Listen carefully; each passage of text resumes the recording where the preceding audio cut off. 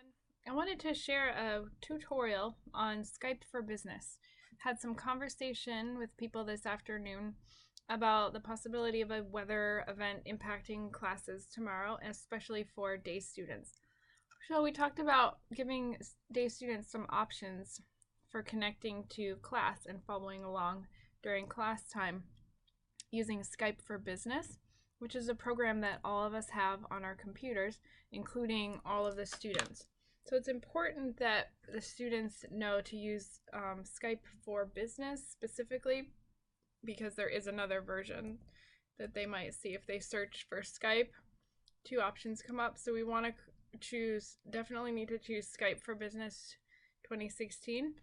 So we would click on that and a little box opens up.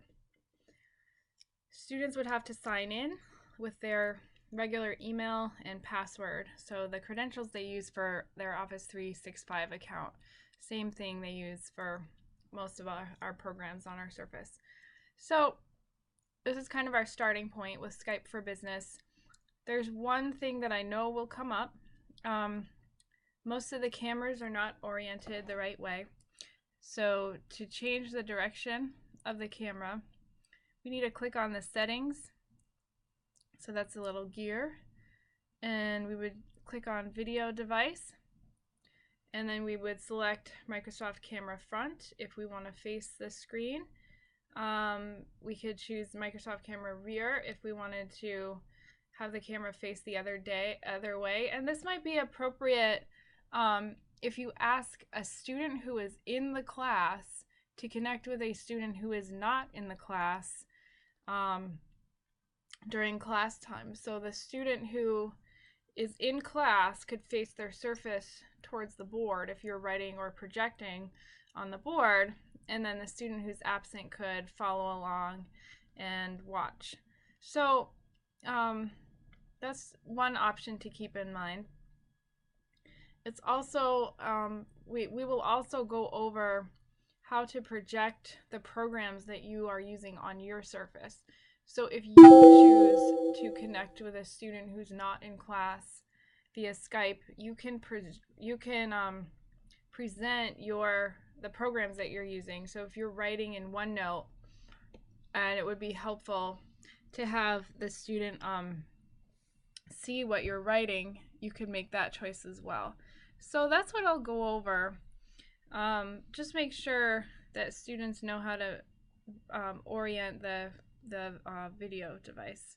So I think I'll turn it back to front, and then we'll go over how to connect with someone. So if I wanted to connect with a member of the Williston community, I would just start typing that person's name, and it looks like I'm going to connect with Mr. Lorenzotti in the Tech Center. He's very kind to always help me with these things. So I just start typing in his email, and there he is. Okay, so I've connected with Mr. Lorenzotti, and I can see on this other screen that we are connected. So the feature I wanted to go over was sharing programs. So we could do this with students who are absent, who have connected. And the feature you want to choose is this one that looks like a kind of a desktop monitor called Present. If I click on that, I have the options to present the desktop or to present programs. And I'm going to highly recommend presenting programs. Mr. Lorenzotti and I talked about this, and we thought this makes the most sense. If you present your desktop, you could run the risk of sharing perhaps sensitive materials with students, like Veracross or your email. But if we present our programs, we can be selective about what we choose to share with our students. So an obvious choice may be OneNote. So I'm going to go ahead and select OneNote. And perhaps I want to also select the TI-84 SmartView because that's useful in my class. So once I've selected my programs, I can click on Present. And then the students who are watching will see whatever I'm doing within those two programs. So I can go back and forth between OneNote and another program that I would like to use and the students will be able to follow along. So just like I normally would in my class, I navigate through my OneNote. Here are the notes perhaps I would like students to be working on today. I might be writing some summary materials or solving some problems, and students could follow along with that. So when I want to stop presenting, I click on the red X up at the top, and that allows me to stop presenting